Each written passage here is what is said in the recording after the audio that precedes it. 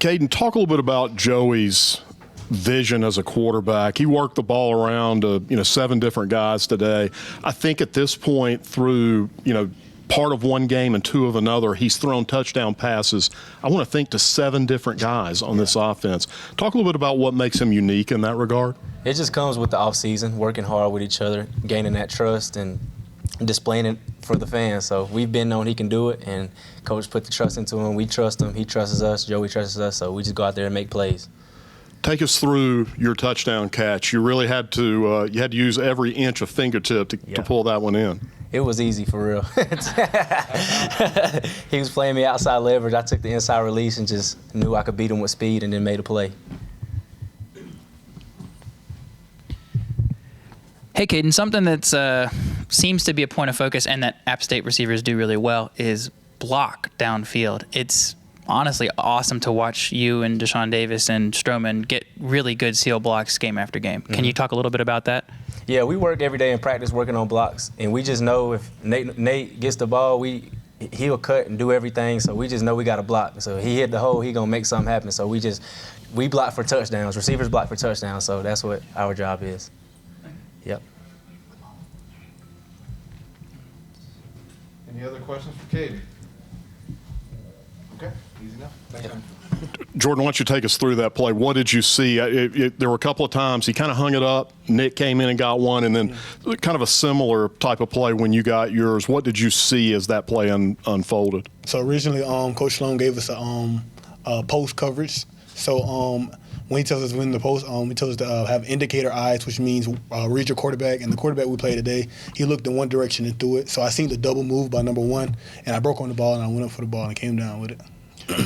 You guys came out after halftime. They had 42 yards on 25 plays in the second half. What did you talk about with the coaches, and what did you got? What kind of adjustments did you feel like really kind of locked you guys in third and fourth quarter? So with our defense, last year we was kind of what they say slept on with our DB core. So this year we told them to load up the box and start to trust our DBs more and fill the box in more, and that was a new game plan coming in the second half. Jordan, Chance Chamberlain from the Appalachian. To start the season, you've been really flying around on defense. Can you talk about continuing to have that impact on defense? Because today you've come up with an interception, a huge quarterback hit in the end zone. So can you just talk about continuing to make that impact on the defensive end? So we always talk about the game isn't guaranteed. So when I step on the field, every opportunity I fly fast. I play at my best because I know the next day isn't promised. And also, when your teammates see you fly around, that kind of brings, we call it a monster, and it feeds the monster to the defense, and everybody wants to start flying around. Jordan, the offense gave up a pick 6 to ECU. The odds of winning a game goes up exponentially when you score on defense. When you're standing on the sideline, do you feel any kind of way to think, okay, they got one, we've got to go get one to kind of balance that out? Coach Sloan always preached winning the turnover battle. So he always told us if we're plus one in the turnover battle, we could win a lot of games like that. And another thing is when he threw that pick 6, we didn't get mad at him. We didn't push him down. We kind of cradled him a little bit. So we put him on our wing. We was like, Joe, we got you, man. We got you. Just keep playing your ball, and it ended up pretty good.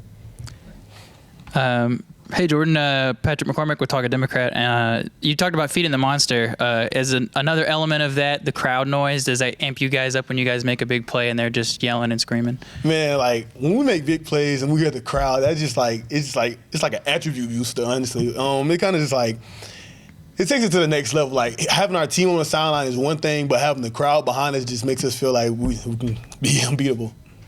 Awesome. The last one from me would be you guys. There was a on change-up from ECU switching to a different quarterback this game. Did that throw you guys off, or were you prepared for both? So we already had like this game plan set, so we didn't kind of like ideal the quarterback. So it was more like stick to the game plan. They got to run the same game plan essentially, and no, not really, essentially. All right, thanks, Jordan. Yeah, for sure. Right here, Marvin Parker with ABC Asheville. I didn't play at this level, but I played running back. Man, what does it just feel like to be in that zone where you're just clicking on all cylinders? Good blocking, but you capitalize on good blocking, and you're just having fun executing and playing well.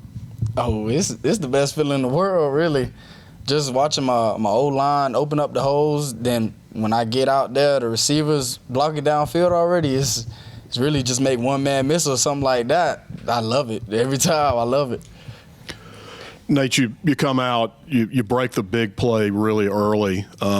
Did you and the game kind of was odd after that. There was a kind of a different kind of cadence to it. You didn't get the ball right back. There were some drives that just didn't go the way you need them to, some penalties and stuff. When you guys stuck with that run and they kept coming back to you, did you feel like, yeah, what happened on the first play can happen again? Oh, yes, definitely. We just knew we just had to keep chipping at it. Even if it didn't seem like it worked this play, just go at it again. It's going to open up every time. You made a comment when you and I spoke at Media Day earlier, and we talked a little bit about you were out with some injuries last year. You come back this year, and it kind of felt like maybe people forgot, hey, this guy led the Sun Belt in rushing a couple of years ago. Yes. Now you've piled up, I think you're maybe around 425 yards at this point. It looks like you're in a pretty good groove. Do you feel like, yeah, I'm coming back, I'm representing this team, but I'm also representing myself? I mean, you made the comment, I've been overlooked my whole life. Do you still kind of use that as fuel right now? Yes, definitely, because I still feel like I'm not respected, and I just feel like this team isn't respected. Like, we don't have the respect that we deserve across the nation, so every day we just going hard from top to bottom. Nate, Skip Foreman with the Winston-Salem Journal. Just brought up a point that I want to ask you about. You say you don't feel you get respect, you or the team. Yes, sir. Yet you've got 4 straight 100-yard games under your belt and almost got to 200 today. Why aren't people paying you attention or the respect you think you've earned?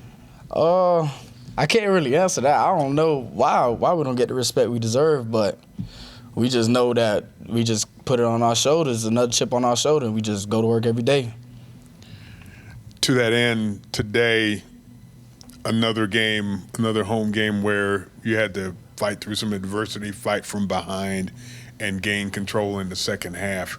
What's that sense like in the locker room at halftime when you're trying to get ahead, get your momentum going, and you get out in the third quarter and you're still behind on the scoreboard?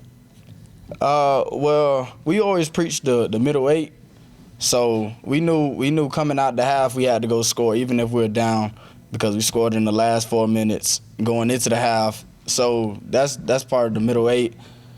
So we just knew to execute the middle 8, and we'll be in good shape. It wasn't really any panicking or anything. It was calm talks. We just know what we have to do and execute. 4 straight games, 100 yards, and now, as you said, it feels great to see the holes open up and just take off. Attitude going forward. Now you approaching Sun Belt play. You got some extra time off to get ready. What's it feel like to want to just rip off another 100-yard game, or maybe 200? I mean, that's not on my mind right now. It's just going 1-0 every week. So if we could do that, I'm okay. I'm all right. All right, anything else for Nate? Maybe one more. Nate, can you speak about the preparation both physically and mentally each week, knowing that you'll get 20-plus carries every week and trying to stay healthy mentally and physically throughout the season? I don't feel like it's any more like preparation other than what we've been doing these past months and everything, working out and stuff. I feel like Coach Matt put us in a great position, and we still got a great weight program where we're getting stronger and we're still feeling good throughout the whole season. All right. Thank you, Nate. Yes, Appreciate thank you. Andrew, you guys go in at the half. Tell us about the conversation, because you came out the second half. They ran 25 plays for 42 net yards. Pretty good second half. We just went in the second half and just cleaned up the mistakes. We understood that everything that they did was us not executing properly, just not getting a line properly, and just not communicating. And we honed in on that as a team and as a defense.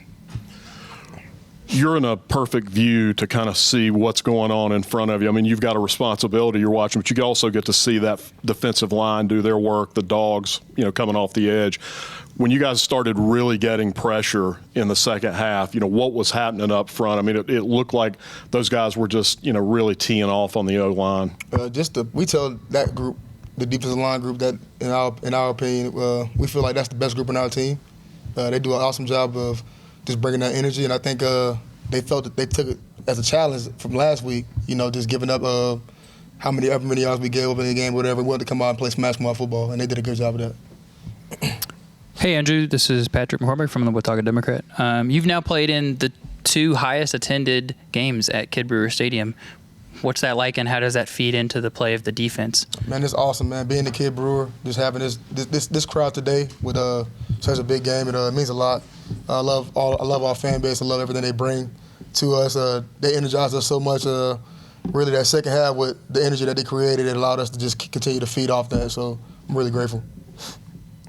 Andrew, can you talk about forcing a run team like ECU, only allowing them 79 total yards on the ground, and then forcing them to make them one-dimensional? Can you speak about the impact of forcing a team like ECU to become just a passing team in the second half? It's a huge impact, but we prioritized that the whole week. Just last week, giving up as much as we did on the ground. We knew we were a better defense than that. We knew we had a better front seven, really a better 11 than that. And we wanted to come up and just clean our mistakes. And that started with playing aggressive downhill. I think we did a good job of that. Any other questions for Andrew? I got one. Yep, we got one down front. David Rogers, High Country Sports. This will be a fun one. Did you have an opportunity to see Joseph zipline into the stadium? I did not. I hope they got that on video. I want to see that. We'll have a few videos for you. Appreciate that. I got pictures. All right. Yes, sir. Thanks, sir. Thank you.